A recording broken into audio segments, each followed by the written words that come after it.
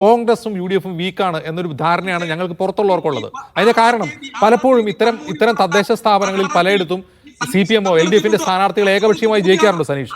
അപ്പോൾ നിങ്ങൾ ദുർബലമാണ് എന്നുള്ളത് കൊണ്ട് ഇവർ ഞങ്ങളെ പ്രവർത്തിക്കാൻ അനുവദിക്കുന്നില്ല എന്നൊരു നറേറ്റീവ് ഉണ്ടാക്കുന്നതിന്റെ കാരണം എന്താണ് സനീഷ്? അങ്ങനെയുള്ള ഒരു നറേറ്റീവ് ഉണ്ടാക്കിയാൽ പ്രദേശത്തുള്ള ആരും കോൺഗ്രസിന് വേണ്ടി മത്സരിക്കാൻ വരില്ല. അതൊന്നാമത്തെ കാര്യം. രണ്ടാമത്തെ കാര്യം, ഇവർ മത്സരിക്കാൻ വന്നു കഴിഞ്ഞാൽ അവരുടെ വീട്ടിൽ പോയിട്ട് കൃത്യമായ രീതിയിൽ ഭീഷണികൾ മുഴക്കും. അപ്പൊ ഒന്നും ചെയ്യാൻ പറ്റാത്തൊരവസ്ഥ. മൂന്നാമത്തെ കാര്യം, ആരെങ്കിലും മത്സരിക്കാൻ വേണ്ടി മുന്നോട്ട് വന്നാൽ അവരെ ടാർഗറ്റ് വെച്ചിട്ട് അവരുടെ പേരിൽ കേസുകളും എല്ലാ കാര്യങ്ങളും പറഞ്ഞിട്ട് അവരെ മാറ്റി നിർത്തും. മൂന്നാമത്തെ കാര്യം.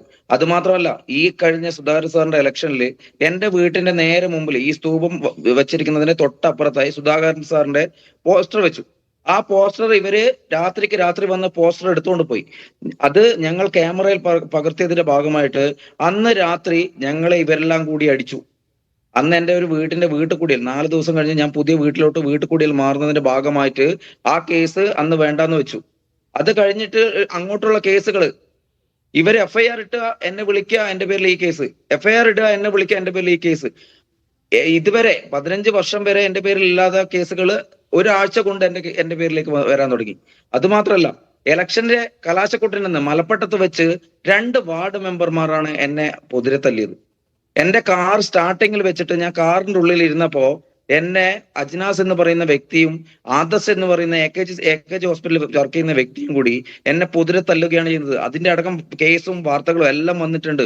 അവിടെ പ്രവർത്തിക്കാൻ നിന്ന് കഴിഞ്ഞാൽ ജീവിതം ഇല്ലാതായിരിക്കും എന്നുള്ള ഉറപ്പ് അവർ തന്നെ നമുക്ക് തരുന്നുണ്ട്. പക്ഷേ കഴിഞ്ഞ തെരഞ്ഞെടുപ്പിൽ 2020 തെരഞ്ഞെടുപ്പിൽ അവിടെ UDF-ന്റെ ഒരു സ്ഥാനാർത്ഥി ജയിച്ചല്ലോ ഈ പഞ്ചായത്തിൽ. അതെങ്ങനെയാണ് ജയിച്ചത്? ഇവരോടുള്ള ഈ CPM-ന്റെ നമ്മളെ വാർഡില് CPM-നോടുള്ള എതിർപ്പ് ഒന്നാമത്തെ കാര്യം. രണ്ടാമത്തെ കാര്യം, ആ ഒരു വ്യക്തിക്ക് മലപ്പട്ടത്തുണ്ടാകുന്ന ഒരു നല്ലൊരു മുഖം അല്ലാണ്ട് തന്നെ പാർട്ടിയോടുള്ള, അതായത് കോൺഗ്രസ് പാർട്ടിയോടുള്ള, ഇപ്പം ഈ ഇലക്ഷൻ കഴിഞ്ഞപ്പോൾ തന്നെ സുധാകരൻ സാറിന് വോട്ടിന്റെ ലീഡുണ്ട്. അപ്പൊ മലപ്പട്ടത്ത് മാത്രമല്ല, പല പാർട്ടിയുടെ പല കോണുകളിൽ നിന്നുള്ള CPM-ന്റെ പ്രാദേശികമായിട്ടുള്ള ജനങ്ങൾ നമുക്ക് സപ്പോർട്ട് ചെയ്യുന്നുണ്ട്. എന്റെ വീട്ടില് 2 ദിവസങ്ങളിലായിട്ട് ഒളിഞ്ഞും പളിഞ്ഞും എന്നെ ഫോണിലടക്കം വിളിച്ചിട്ടുള്ളത് കുറെ അമ്മമാരാ. ആ അമ്മമാരെന്നോട് പറയുന്നത്, സനീഷേ നീ ശ്രദ്ധിക്കണം, ഇവര് രാത്രിയുടെ ഇതാണ്, നീ രാത്രിക്ക് ഇറങ്ങി നടക്കാൻ പാടില്ല, നീ പുറത്തിറങ്ങാൻ പാടില്ല, ഇവര് പല രീതിയിൽ നിന്നെ ഉപദ്രവിക്കും. അതിനുള്ള തെളിവുണ്ട്. കാര്യം എന്ന് വെച്ച് കഴിഞ്ഞാല് ഇത്രയും വലിയൊരു സ്തൂപം പൊളിച്ചു.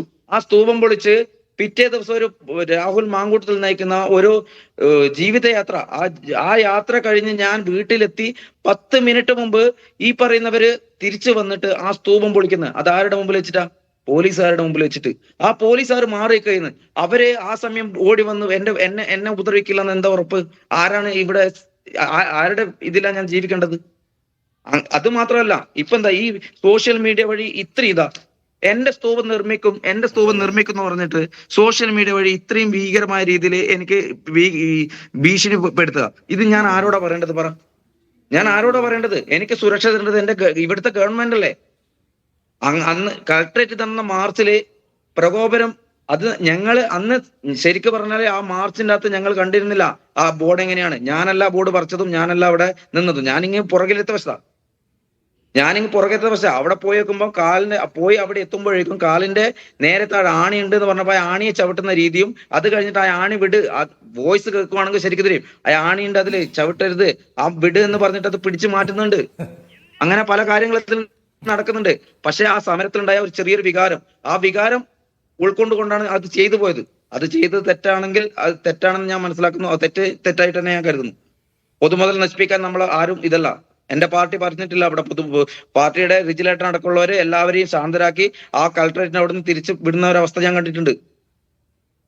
പക്ഷേങ്കില് രാത്രിക്ക് ഇത് 6 മണിക്ക് റിജിലേറ്റർ പറഞ്ഞ പോലെ 6 മണിക്ക് അവരെ പ്രോപ്പറായിട്ട് അവരുടെ വാട്സപ്പ് ഗ്രൂപ്പുകളില് ഗാന്ധി സ്തൂപം തച്ച് പൊളിക്കണമെന്നും ഇവര് പയ്യാറൂട്ട് ഉത്സവത്തിന് ജനങ്ങൾ കണ്ടിട്ട് ഇങ്ങനെയുള്ള കാര്യങ്ങൾ അവിടെ പറഞ്ഞതടക്കം ലോക്കൽ സെക്രട്ടറിമാർ ആ സ്തൂപത്തിന്റെ മുമ്പിലൂടെ നടക്കുമ്പം നിങ്ങൾക്ക് നാണമില്ലേ എന്ന രീതിയിൽ തന്നെ അവരുടെ AKSന്റെ ഗ്രൂപ്പുകൾ ഇപ്പോഴുണ്ട്, സ്ക്രീൻഷോട്ട് വെച്ചിട്ടുണ്ട്. എന്തിനാ അങ്ങനെ നടക്കുന്നേ? എന്തുകൊണ്ട് ഇപ്പൊ എന്നോട് ചോദിച്ചു, സനീഷ് എന്തുകൊണ്ട് മലപ്പട്ടത്ത് പ്രവർത്തിക്കുന്നു? ഞാൻ മലപ്പട്ടത്ത് പ്രവർത്തിച്ചു, എനിക്ക് ഇഷ്ടപ്പെട്ട എന്റെ പാർട്ടിക്ക് വേണ്ടി ഞാൻ മലപ്പട്ടത്ത് പ്രവർത്തിച്ചു. എന്ത് തെറ്റാ ഞാൻ ചെയ്തത്? ഞാൻ ആരുടെയെങ്കിലും വീട്ടിൽ പോയിട്ട് തെറ്റായിട്ട് പ്രവർത്തിച്ചോ? ആരെങ്കിലും ഉപദ്രവിക്കാൻ നോക്കിയോ? രാത്രിയിൽ സംഘം ചേർന്ന് വന്ന് ഏതെങ്കിലും ഒരു മനുഷ്യൻ ഞാൻ ആക്രമിച്ചോ? എന്റെ വീട് ആക്രമിച്ചില്ലേ? എന്റെ മകൾക്ക് നേരെ കല്ലുകൾ പൊറുക്കി എറിഞ്ഞില്ലേ? അതിലും വലിയ സങ്കടം എന്താണെന്ന് അറിയോ? ഒരു പാർട്ടിയിലും അംഗത്വം ഇല്ലാതെ എന്റെ അനുജനെ ഇന്നലെ ടി കെ ഗോവിന്ദൻ മാഷെ പരസ്യമായിട്ട് വാർത്താ സമ്മേളനത്തിൽ, അവൻ CPM-ന്റെ കൂടെ കൂട്ടുകാരനാണ്, അവൻ CPM-ന്റെ കാരുടെ ഒപ്പം നടക്കുന്നവനാ, അവനൊരു പാർട്ടിയൊന്നുമില്ല, അവനൊരു ബിസിനസ്, ചെറിയൊരു ബിസിനസ് നടത്തി ജീവിക്കുന്നവനാ. അവനെ ഇന്നലെ CPM-ന്റെ വാർത്താ സമ്മേളനത്തില് ടി കെ ഗോവിന്ദൻ അവർ പറഞ്ഞെന്താ അറിയോ? അവൻ കള്ളു കുടിച്ചിട്ട് കണ്ണൂർ നഗരിയിൽ വെച്ചിട്ട് കുഴപ്പമുണ്ടാക്കിയിട്ട് അവന്റെ പേരിൽ കേസുണ്ട് എന്ന്. ഒരു മനുഷ്യനെ ഇത്രയും നിന്ദിക്കാൻ പാടോ? അതേ കാര്യം ഗോപിനാഥൻ അവർക്ക്, ബഹുമാനപ്പെട്ട ഗോപിനാഥൻ അവർക്ക് മലപ്പട്ടത്ത് വെച്ചിട്ട് അദ്ദേഹം പറഞ്ഞ എന്താ അറിയോ? ഇതേ കാര്യം അനുജന്റെ ഇങ്ങനെ കുടുംബത്തിന്റെ മേലെ ആക്രമണം നടത്തുക എന്ന് പറയുമ്പോൾ സാധാരണക്കാരെ നിങ്ങൾ ആലോചിക്കണം. എന്റെ പട്ടാള ജീവിതം നിങ്ങൾ മാറ്റി നിർത്തു. എനിക്കുണ്ട് ജീവിതം, എന്റെ അനുജനുണ്ട് ജീവിതം. എന്റെ അച്ഛൻ പാർട്ടി പ്രവർത്തനത്തിൽ നിന്ന് വിട്ടുമാറി സാധാരണ അച്ഛൻ പ്രവർത്തിച്ചിട്ടുണ്ട്.